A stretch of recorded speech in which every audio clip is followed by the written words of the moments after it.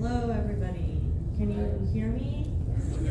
Yes. Okay, because from this side of the microphone, it sounds kind of. So, okay. Hi, I'm Kirsten Rodning.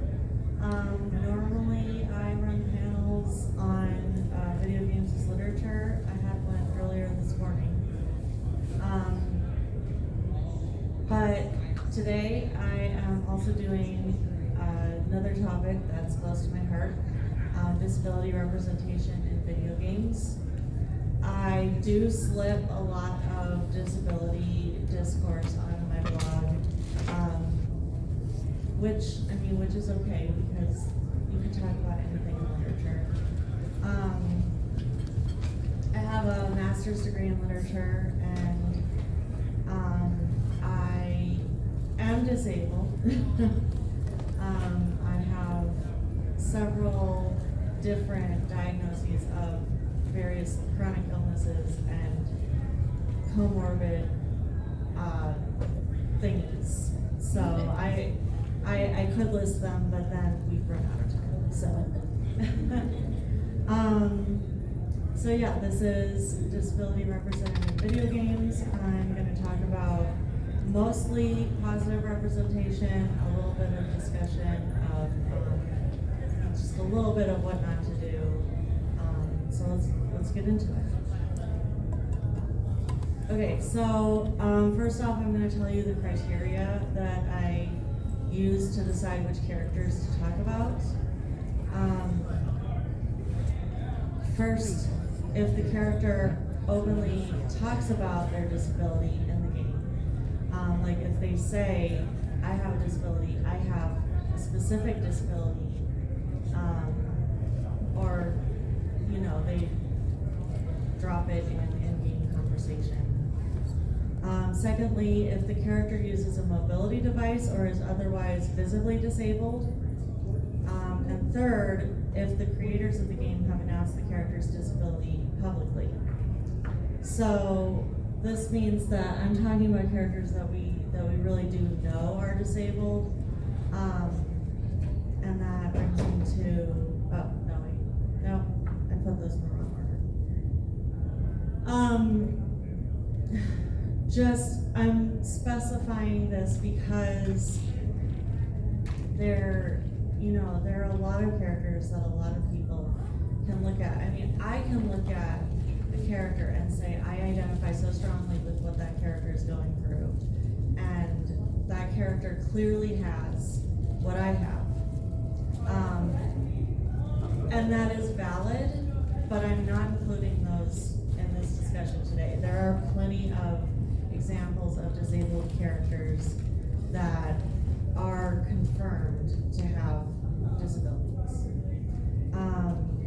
So then, other topics, there are so many things related to disability discourse that, if I were teaching an entire course, we would absolutely be discussing the things on this list.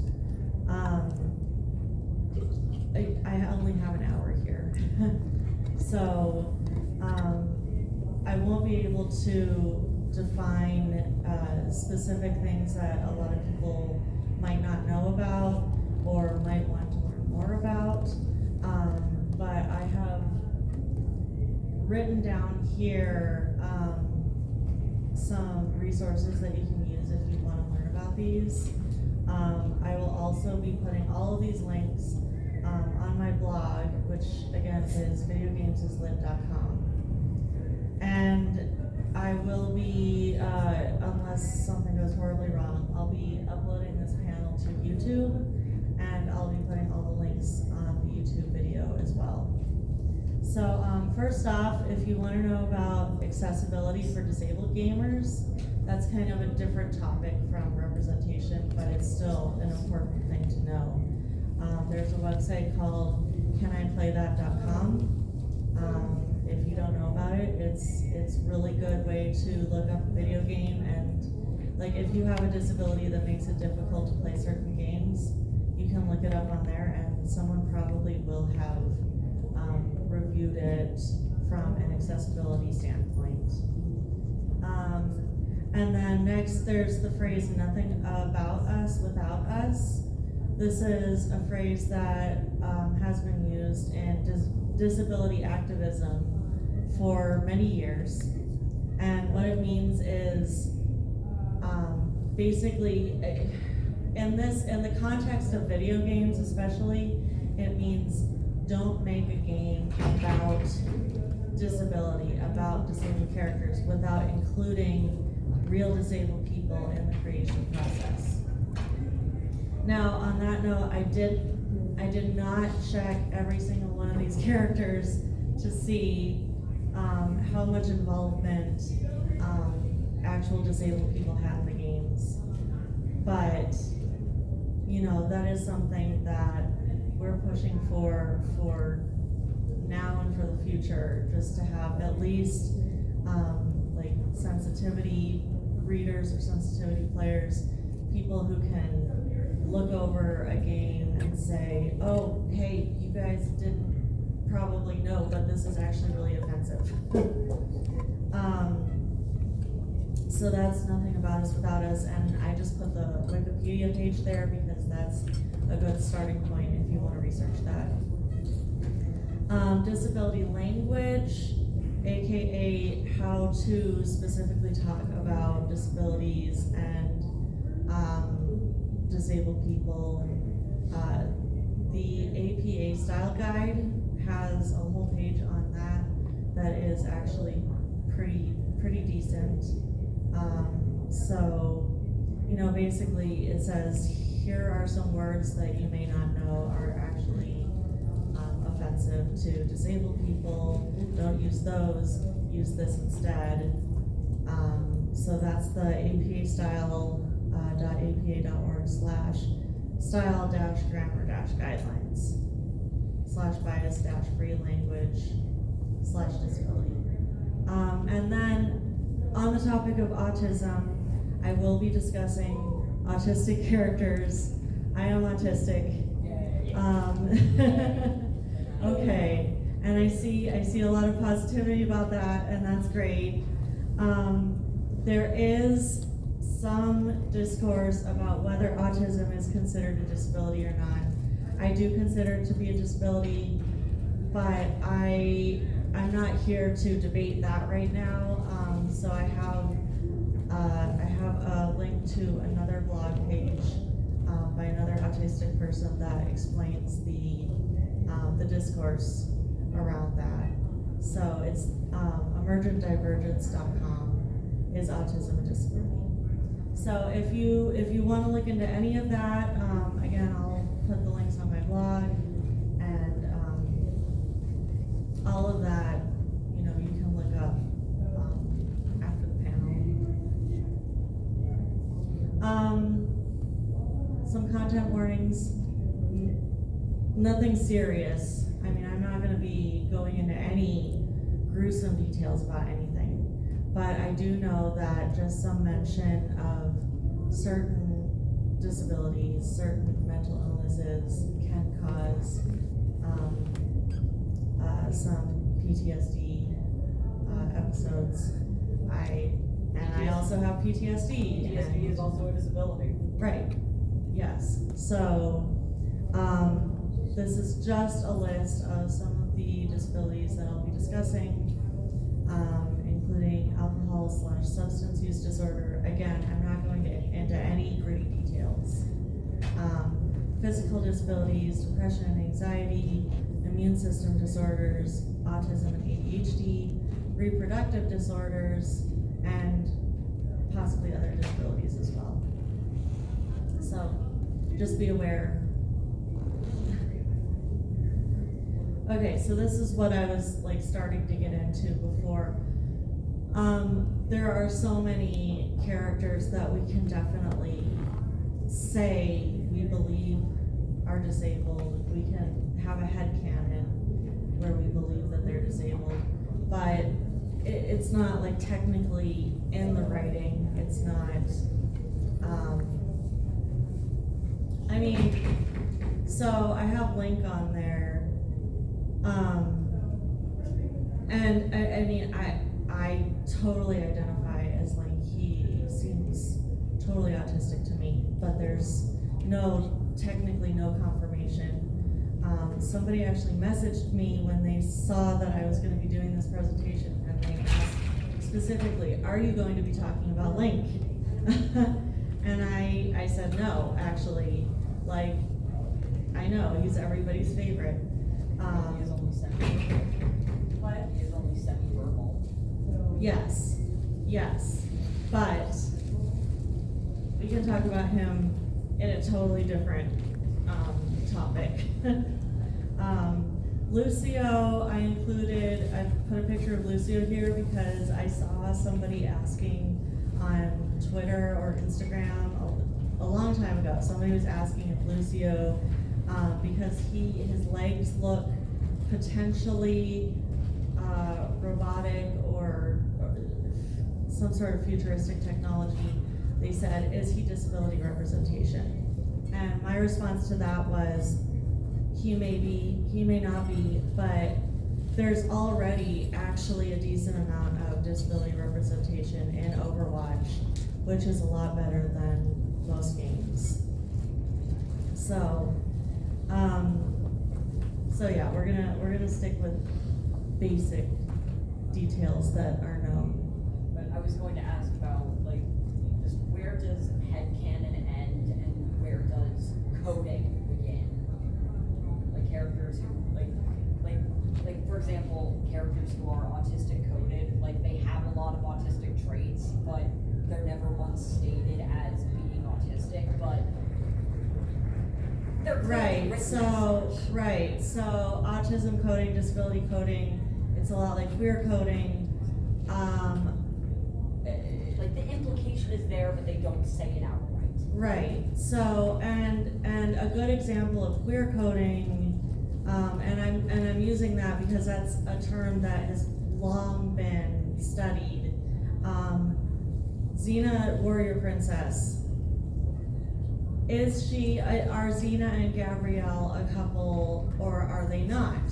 Well, we see them cuddling. We see them acting like a couple. They are queer coded, they are not a couple because it has never been explicitly stated. It was never made explicit in the show. I believe that if it's gonna be true representation, they have to be totally clear that they are on board with representing people like us. So, because a lot of the time it is very disheartening that a lot of sources of autistic representation that I find are like characters who are autistic coded, basically characters who are written to be autistic on accident. right. And yet, most of the time when I come across characters in any medium that are explicitly stated to be autistic, they're usually written very badly. Like their portrayal, Like Rain Man. Their intentional portrayal of autism often ends up being very insulting or stereotypical. Right. But what I'm gonna show you here is that we really are getting, we as a society, we are getting better at doing better representation of characters. Rain Man was a horrible example of an autistic character several decades ago. And I know I'm the one that said that, but it comes to mind. At least we have Pokemon nowadays made by autistic people for autistic people. Right. But yeah, coding, it's just too murky. So I'm gonna show some examples of characters that are very explicitly stated and shown to be disabled, to be autistic. And hopefully this trend will continue and we will continue to have greater representation in all media, especially in video games. And I will note that the statistic that a lot of disability advocates quote is that 1/4 of all people are disabled. So that's a large amount of the population. But when you look at video game characters, it's kind of more like maybe 1% of the characters, maybe 1% are disabled. So we do have a ways to go there. So I'm gonna start with the bad. That's also good. And I wanna say, I love Stardew Valley. I'm sure many of you love Stardew Valley. We love Stardew Valley. It's a cozy, calm, therapeutic game. However, there is a character in the game named George. He is a wheelchair user. It is not specified what exactly his disability is, but we know that he's a wheelchair user. The language that George uses and the language that other people in the game use about George is very, very negative. So poor George, he is an example of bad representation. And I'm not gonna show every example of bad representation here because there are plenty. We can all think of villainous characters who have a disability, and because they're disabled, then they must be villains. So I'm not gonna talk about that here, but because Stardew Valley has several different disabled characters in it, and George is pretty prominent, and it's a very popular game. I do want to show, that there is such a thing as really incorrect representation. So in the screenshot that I have here, George is saying, if only I could get up from this infernal chair. Usually that is not something that a wheelchair user would say. I am an ambulatory wheelchair user, part-time wheelchair user. I'm using that scooter over there, which I rented. My regular wheelchair is being held at the place where I got the scooter, so. Usually people wouldn't think to blame their mobility device for their pain or for their problems. I can understand if George is in pain, then he has every right to be grumpy, but it doesn't really make sense for him to call the chair an infernal chair.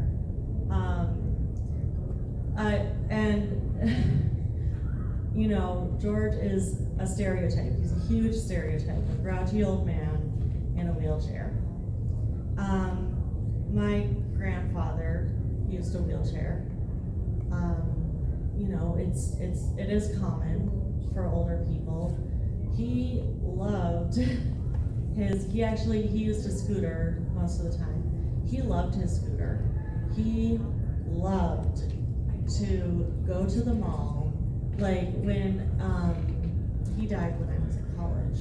So I was a teenager, when he was riding around in his scooter. He loved to go to the mall. He loved to take me to the mall. He loved to go shopping. If he didn't have that scooter, his life would be so much more boring. So, George, he's a bit of a problem. Did you wanna say something? I like saying that, the mobility aids like to give users something. Right, yeah, right, just like my grandfather. He really would not be able to go to the mall. Do young people still know what malls are?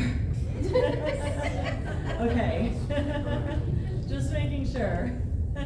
Post-pandemic kids probably won't, but. Yeah, but no, he probably wouldn't have been able to go to the mall. He probably would have been stuck at home watching golf, which he liked to do, but, so yeah, mobility aids give people freedom. It just doesn't make sense to call it this infernal chair. So then we also have the character Shane. Stardew Valley, he has alcohol use disorder, substance use disorder. He's very depressed, and I could speak to depression. I cannot personally speak to substance use disorder, but I do think that his story had a positive trend. The screenshot that I'm showing here says, I've decided I want to see a therapist. Harvey got me in touch with a colleague of his. So I don't think Stardew Valley is all bad. I think really it's a game that was made by one person, and he really would have benefited from having some disabled people look over the game. So, and then there's Kent. Kent is a character that comes back from the army in year 2. So he's not there for the first year of the game. And it is not explicitly stated that he has PTSD, but it's definitely like, this guy was in the army, so he has PTSD. I don't think all people who were in the army have PTSD, but Kent, he talks about his sleep schedule and wishing that he could get his sleep schedule turned around. He talks about, at one point in the game, all the characters are gathering in an open field, and he doesn't like being in the open field. He feels exposed. So I definitely do see him as a representative of mental illness, some type of PTSD. But again, I don't think that a person who has PTSD looked over this and said, okay, this is accurate, or not. So anyway, that's Stardew Valley. Now we can talk about Overwatch. So who in the room does play Overwatch or has played Overwatch?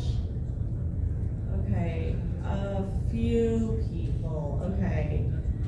Okay, so, and Overwatch 2 has been out for a while now, and I haven't played Overwatch 2. I played the original one, and then I just, I was kind of tired of the community, so, yeah.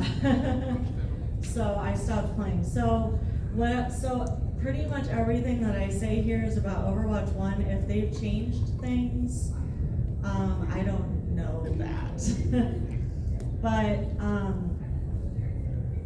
Overwatch, I do think, toxic community aside, I do think that Overwatch has pretty good disability representation. There's a very large cast of characters, but there are definitely several characters that are very clearly disabled, and we don't even need to talk about characters that have futuristic technology, like Lucio. We don't even need to ponder whether or not they're disabled, because right here we have 3 clearly disabled characters. So first off, there's Symmetra. She, it is implied in the game, in her voice lines, that she has OCD, but the narrative designer of the game, Joshi on Twitter, actually posted a pretty thoughtful Twitter thread about how Symmetra has autism, and Joshi also has autism, or is autistic. I'm saying that wrong. But, so, let's see. Right, so, I was reading the thread and I retweeted it on my Twitter, but I didn't actually save what it said. But, so the narrative designer made this thread and pointed out certain voice lines that Symmetra has that were written to be representative of autistic people. So that's like the one example that I have here that really is more the creator told us that the character has this disability, that the character is autistic. If that hadn't happened, then it would be more like we're just kind of assuming. But it was explicitly stated. I think at one point in the comics, she states that she has it. Okay. I do not remember off the top of my head. Okay, yeah. Yes, it's been quite a while since I read the comics. I kind of wanted to like go back over them before I talked about this, but I had so much to do, I didn't have time. And there's also a short story that's not a comic, and I think it goes into more detail in the short story.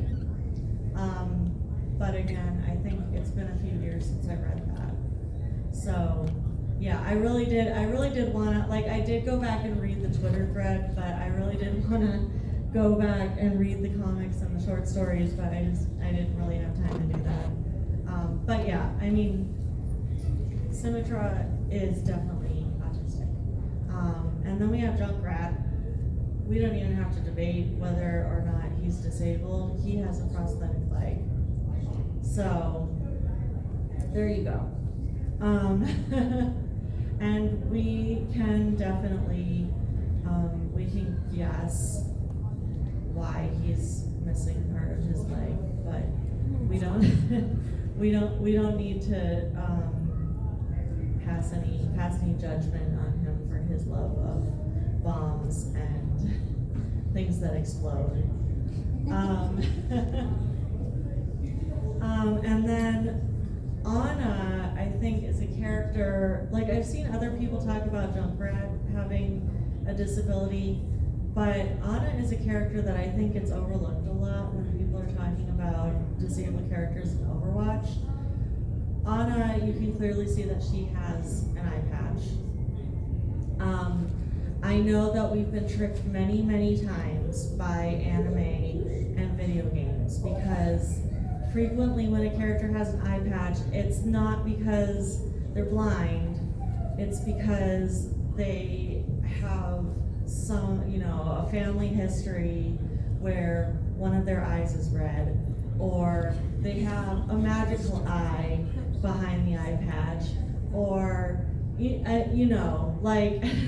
this is such a well-used trope in anime that frequently when we see an eye patch, we don't even necessarily think, oh, that's actually a legitimately disabled character. But Anna, in her story on the Overwatch website, it does specifically state, Anna was believed to have been killed during a hostage rescue mission. Anna survived that encounter despite being gravely wounded and losing her right eye. Specifically, it was Widowmaker that I think shot her in the eye. So she definitely doesn't have a magical eye or anything like that. And her special skill is being a marksman.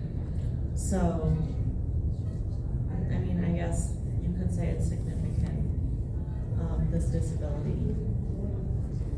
So that's Overwatch. Mass Effect.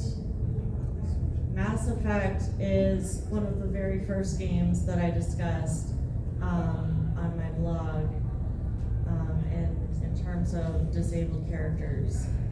I mean, honestly, I was impressed when I played Mass Effect.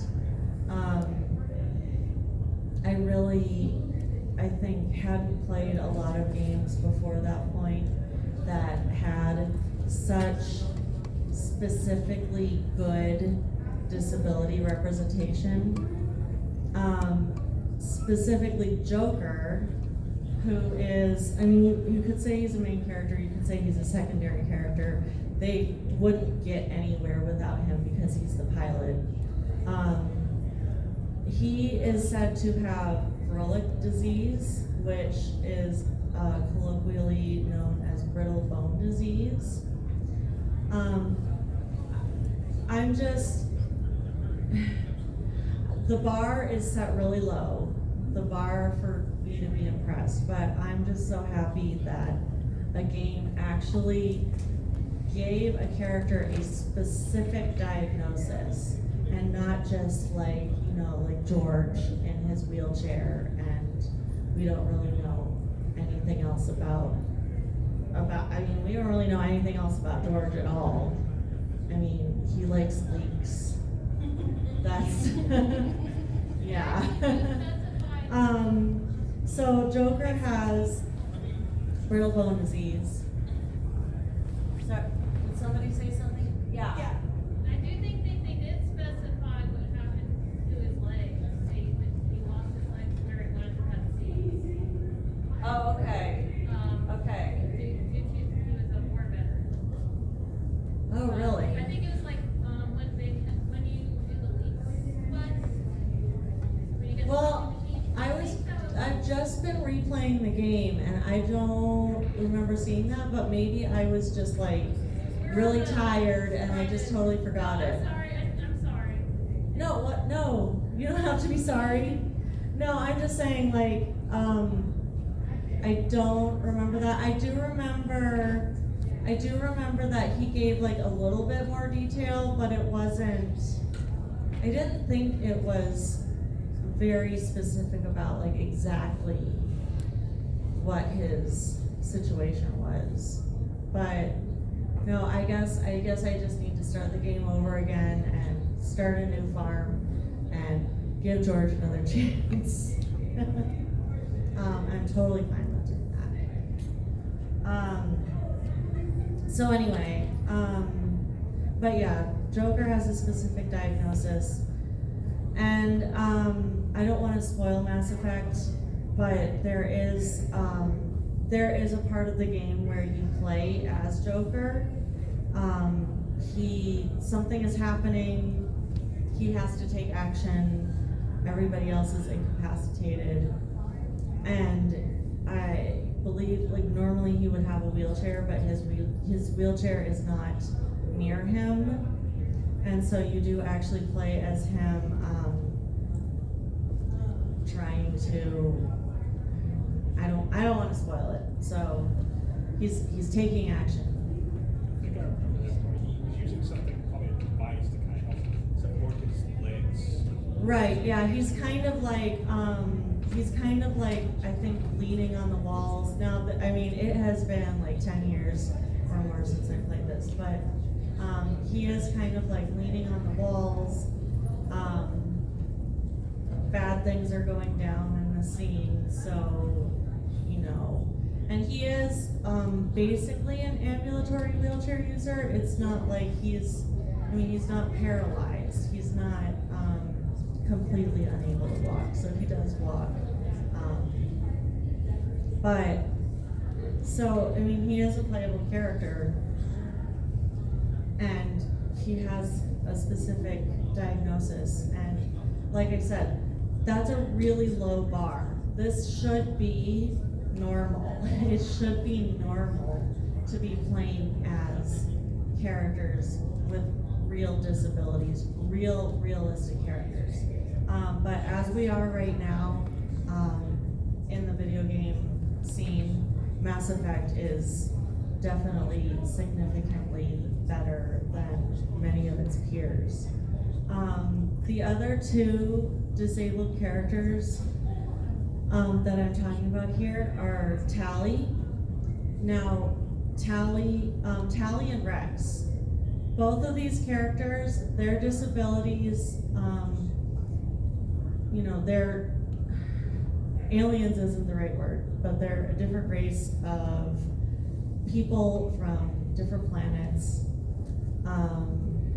Both of them, their entire race of people have these disabilities, and so some people have said to me that because of that, they're not technically disabled because all of their people have these disabilities. But it's a state that was inflicted on them unwillingly. Right. So my response is, Tally and all of her people, they have an immune deficiency. And Rex and all of his people, they have the genophage inflicted on them. They have a reproductive disease, and all of the women have a high risk of death during childbirth or during attempted childbirth, which, I mean, that's definitely disability in my book. Did you want to say something? Yeah, not to interrupt or anything, but on that note specifically, when you were referring to their entire... I'm sorry, I can't hear you very well. On that note specifically, when you were speaking about their entire race having that sort of disability, something that's brought up very often in autistic social groups is that disability is relative to whatever's considered normal. Right. To their race, having that immune deficiency or having that reproductive disease wouldn't make them disabled, but relative to a normal human within that video game, it would be considered a disability. So technically speaking, both interpretations are accurate. It just depends on the reference point. Well, that's where I was going. They live in a society, and the society that they live in includes lots of different races of people from lots of different planets, lots of different cultures, and they're all intermingling. So even if you look at the Normandy, the ship that they all live and work on, Tally is the only one of her kind on that ship, and she is the only one with that immune deficiency and that very real danger of catching something and dying. Rex, he's a male. He's not probably going to die in childbirth. But he still has this, it's so complicated, and the game goes over it really well. But, it's a cultural part of his life that his people cannot reproduce. They're trying to find a cure. It was inflicted upon them as an act of war. So yes, within the society in which they live, it's absolutely a disability for them, even though technically all of their people have this disability. So, and I go into this more on my blog, and I'm sure there are other people who have discussed it as well if you want to look more into it. And of course, you can play the games, replay the games, play the new remastered versions of the games, and delve into it yourself. So I wasn't aware of that, the fact that it was inflicted upon them, so that does change my perspective on that specifically. okay, yeah. I haven't actually played the Mass Effect games, I just know they exist. Oh well, I mean, now's a great time to play them because the new the remastered versions just came out. Well, I guess like a year ago or something. I don't know. I have no concept of time. They came out sometime recently. I can relate to that. Yeah. Okay, and so then now I'm gonna get into just like some other games.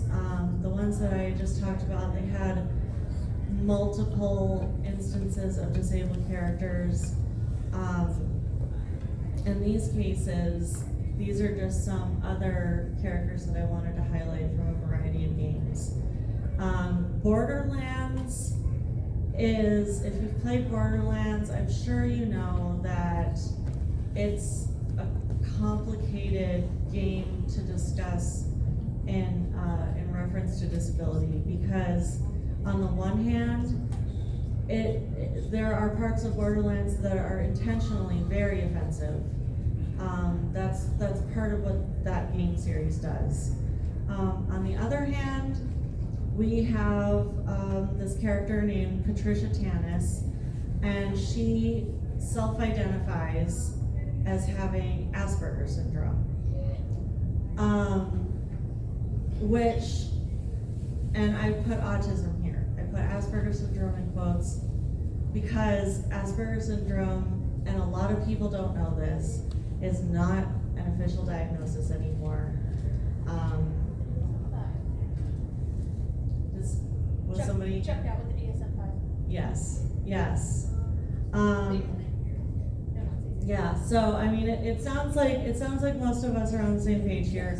Asperger, the person, was not very nice, and That's putting it lightly. that's putting it extremely lightly. But this is supposed to be a family-friendly panel, and I can't go into exactly what kind of a person he was. But if you want to look up his Wikipedia page, it'll tell you exactly who he associated with in the 1930s in Austria. Right. Right. So, but Patricia Tanis, she identifies as having Asperger's syndrome, and I think at the time that Borderlands 1 and 2 came out, I'm not sure. I think during that time it was still considered an official diagnosis. So I can let that slide. I am impressed that they used an actual diagnosis instead of just calling her crazy. She does say in this quote in the screenshot that she's an insane introvert. Insane is not a great word to use to describe disabled people. However, you know, if a person wants to use that to describe himself, that's okay. A character is not a real person. She was written by people who made up the character, but I don't know. I included her because I was really interested when I saw that she actually talks about her diagnosis and her symptoms and her the various aspects of autism that she shows in the game. And then Night in the Woods. How many of you have played Night in the Woods? Or are you familiar with it? Okay, yeah. So definitely play Night in the Woods if you can. It's on Steam. I think it's on Switch. I played it on PS4. When I first saw Night in the Woods, I was like, I don't know, what is this cartoony game, and why do I want to play it? I mean, I don't really know. And then I heard more about it, and I was like, okay, yeah, I definitely do need to play this game. So it really is a game about mental illness. It's really about undiagnosed mental illness. I don't say that as a negative on the game though, because it's really about what the characters are going through. They're young, they're like 19, 20 years old, I think. The main character, May, has just dropped out of college as a sophomore because she had some kind of, like, she doesn't really want to tell people why she dropped out. She just had some kind of probable burnout. And so as you go through the game, you learn about May's mental illness, you learn about her friend Greg's mental illness, and at one point their friend B says Greg probably has bipolar disorder. So there's a lot of discourse about this game all over the internet. So if you really want to go into it, feel free to look it up. I linked, a video on here. If you want to look up a good video on specifically the mental illness representation in Night in the Woods, you can look up Pushing Up Roses. She has a video about it. So yeah, she goes over it pretty well. And then Hellblade, Senua's Sacrifice, it's really a game that's meant to be all about mental illness. And it's had its critics. It's also had a lot of people who say it's really good representation. Senua, what she has, they call it psychosis. I've read some scholarly articles about this game.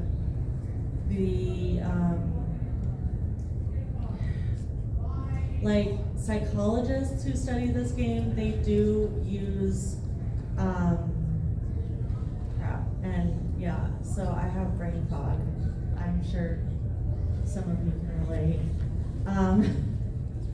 So what's the name of the diagnosis that they say that she has? Does anybody know, or am I just gonna flail like a magic carp? Anyway, I'll just say that she has psychosis.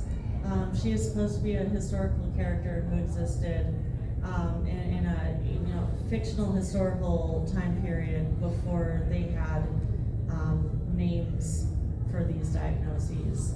Did you want to say something? Like so it's just I might be throwing that in because this doesn't run as well too. So I think psychosis could possibly like you have where you sometimes your mind develops into hallucinations. Yes, yes, that is what she has. She hears voices. As the player of the game, you hear the voices. And when you start the game, it has kind of a notice at the beginning of the game that says, this game is best experienced with headphones, because you really are meant to experience the voices that she's hearing, the psychosis that she's experiencing. Schizophrenia is the word that I was trying to think of. Yeah. So, but again, they don't use that word in the game. But like I said, I have read some articles that use the term schizophrenia.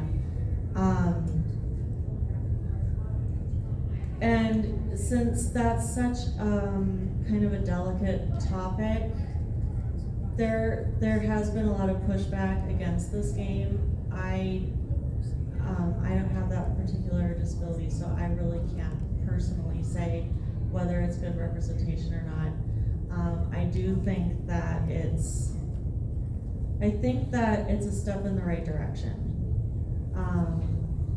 Senua is not at all shown to be someone that we shouldn't like, someone that we should fear, or any of the stereotypes that have been associated with schizophrenia or psychosis. She is the hero of the game, and yeah, I think it's a step in the right direction. And then just a couple more physical disabilities. I really, really have to mention this game, Legend of Fae. Has anybody heard of or played Legend of Fae? Wonderful. And then I know someone else back there has, but she's not raising her hand. And did you raise your hand over here? Okay. Okay. So Legend of Fae is just this kind of really obscure little indie game. I played it on Steam.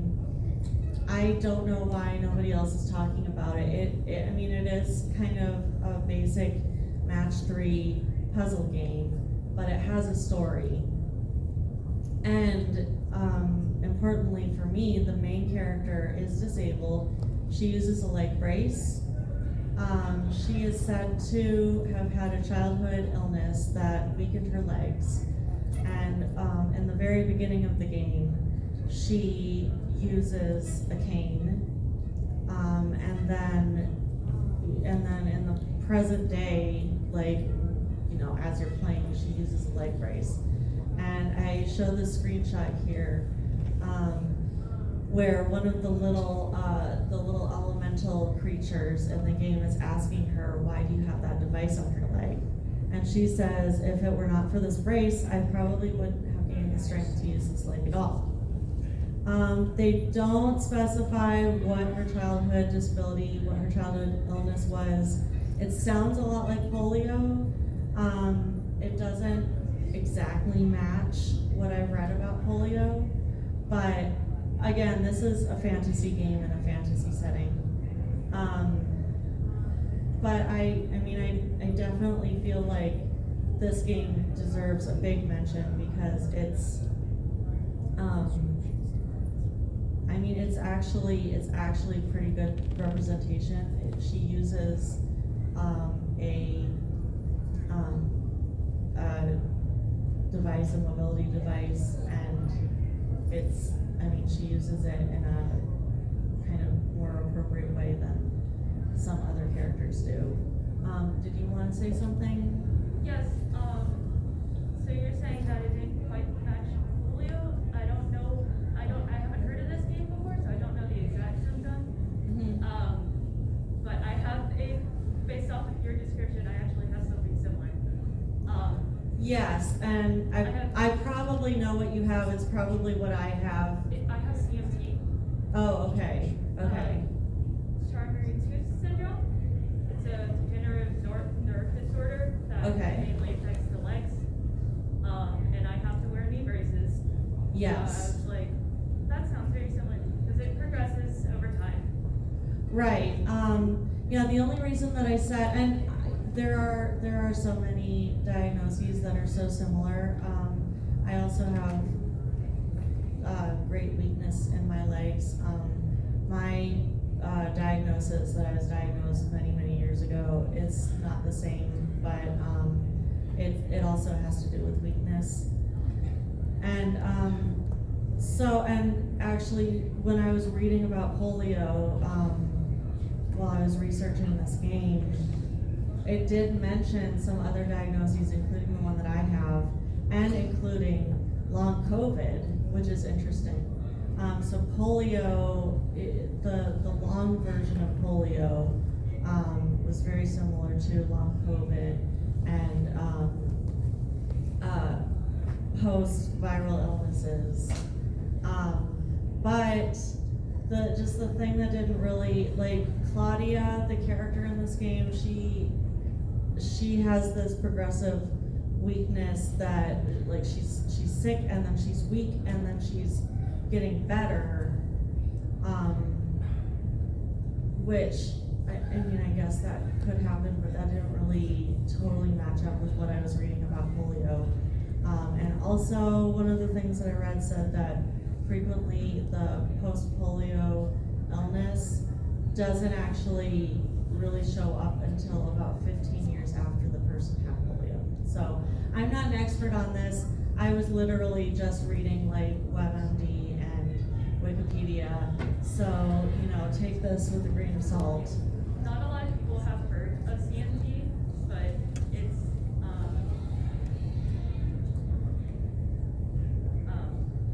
what's the word?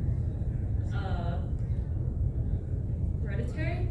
Is that Yes, the word I'm okay. looking for? Like, if my parents have it, then I have it 100%. Okay. My mom has it and my grandma has it. I have it. I have symptoms. One of them you can only get it for gene testing. That's the Yeah. only way you can get a diagnosis, and one of us said that. But I try to spread information on it if I can. Okay. Yeah. That's all I really wanted to say. Okay, well, thank you. Yeah. We are running out of time. So, Sorry. yeah, is it like slightly quick? Okay.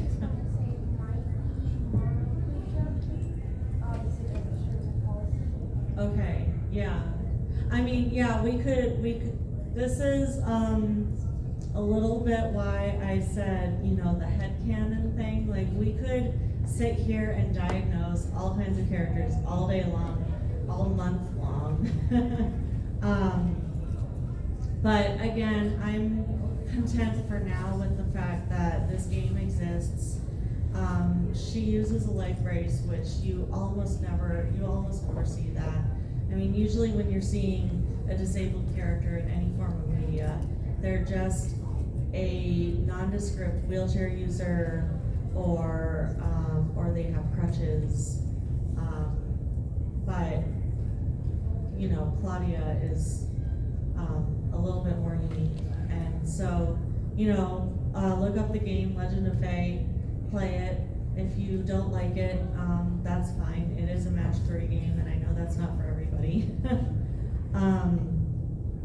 So yeah, I also wanted to mention Garl from Sea of Stars. Sea of Stars is a pretty new game, so I don't know how many people here have played that yet. And if I talk too much about Garl, I will spoil things. So I'm not going to, but he is a wonderful character, and he actually loses his eye in the early, oh, my battery's running low. In the early stages of the game, like at the very beginning of the game, he actually, he and his friends they just decide to go into a dungeon and encounter some monsters, as you do in dungeons, and he loses his eye, and then he grows up. And he's just Garl, and he's wonderful. So, I won't say any more, I don't want to spoil the game. So, okay, so then I have questions and discussion, but we only have about 2 minutes.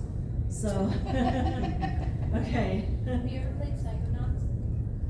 Yes, yes. I totally didn't even think about that one though. But I definitely know why you're asking. Psychonauts is a game about like children that, are they in a school or They're like at a a summer camp? camp. Yeah, a summer camp. Well, the first one is at a summer camp, and the second one is like at the headquarters, and that one has more explicit stuff talked about, like there's a Okay. character that has alcoholism, people who drink help now, and like all this different stuff. And there's a lot of it doesn't cure his alcoholism.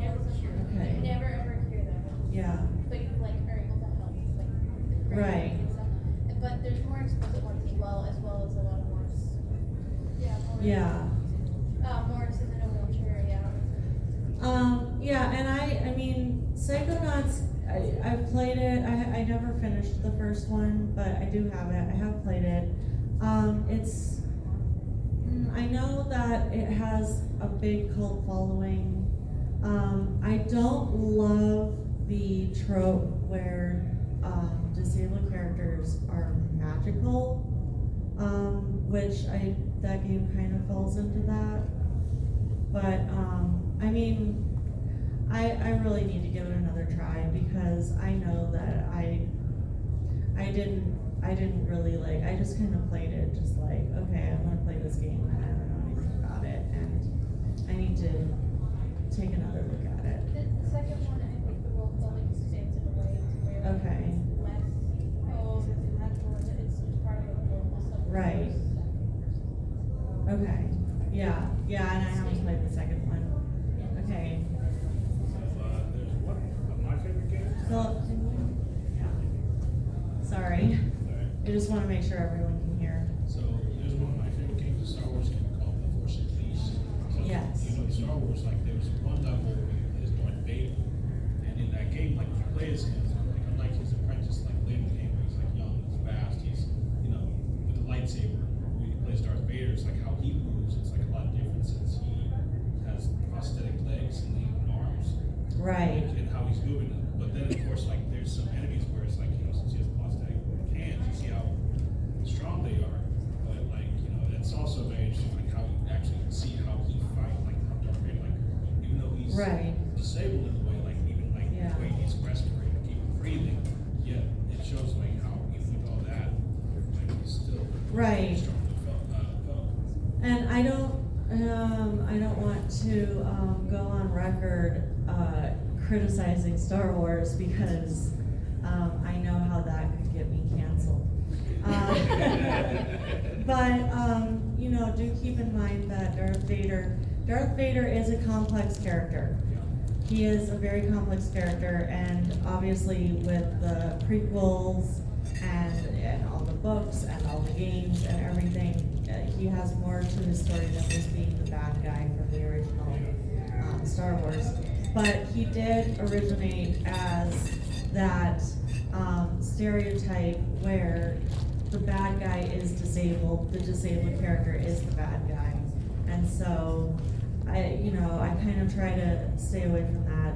I know he's not always a bad guy. He's Darth Vader. He's Anakin. We love him. I mean, I like it because like the books really go into detail, like what he's like through like his disability, like how he thinks about it, and how it's like it's really like the books like in Star Wars Episode 3, it really tells you like what he feels about it, like him having a prosthetic arm. Right. Yeah. Yeah. And I mean, there are a lot of books, and I've read like one or two. So, did you have something? Yeah, I had a question. Okay. So, out of the examples that you presented, what would perhaps be like the best representation of disability, and what should other game designers take from that character to make their games more representative of the disabilities that they're presenting? So that's a good question. I would not want to, I wouldn't want to fall into, for such a long time, disability has been represented, like I said, only by showing somebody in a wheelchair, by showing somebody with crutches. Like the thing that's coming to mind right now is the Disney Descendants movies, which I don't know if anyone here has seen those, but it's a school for Disney characters, and then there's this one girl that's in a wheelchair, and she's like kind of always there, but she never has any voice lines, and I just feel so sad every time I see her because I'm like, can't she actually be a legitimate character? And also, why does the stage that they're walking up onto have stairs when you know you have a character in a wheelchair? So I don't want to, I want to encourage developers and all creators of media to show the vast range of possible disabilities that exist. So I wouldn't necessarily want to say, here's the one disabled character that is the best, and definitely emulate this one character. I would, like I said, I think that Mass Effect is a really good example. I think that game, The Legend of Faye, actually does some really good things that especially other indie developers could learn from. But I also think that everyone has, the entire industry has a long way to go. And really, I think they could probably learn more right now from reading books by, fiction books by disabled authors. Because there are a lot of really good fiction books out there right now. So I actually think that would be the best thing for them to study. And of course, use sensitivity readers, sensitivity players, bring in actual disabled people who have the disability that they are trying to portray, to make sure that it's actually realistic. So, okay. And it's after 8 o'clock now, so I don't know if the next panelist is here, but yeah. All right. So Thank you. thank you everybody for coming.